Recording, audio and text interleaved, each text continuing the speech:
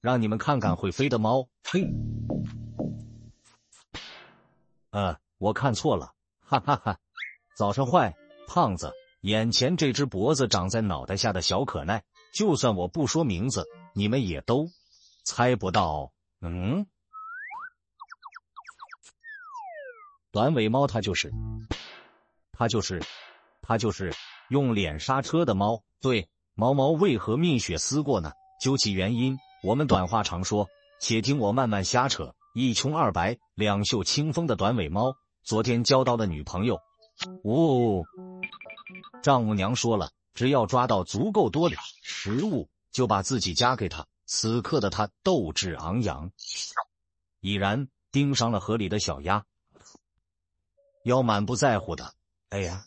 靠近小鸭，要逐渐降低他们的防备心，要慢一点，再慢一点，就能成功的。吃上小薯条，这招叫声东击西。这孙子兵法用得好啊！对，是金子总会花光，这点食物只够猫猫姐解馋。看着邻居大黄，都成功吃上了大餐。毛毛为了晚上不做噩梦，将膀胱锁定了憨迷日眼的大老鼠，血脉上的压制让他势在必行。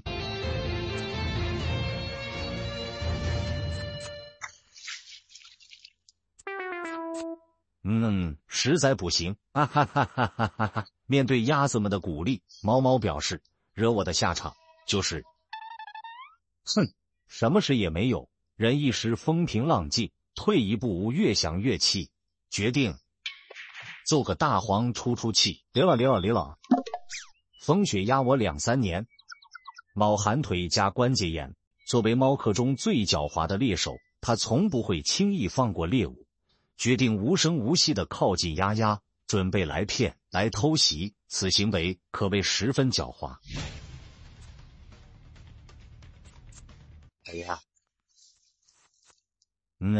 狡猾的短尾猫狡猾啦，哈哈哈哈哈哈哈！命只有一次，但要命的事不止一件。难道就这样结束了吗？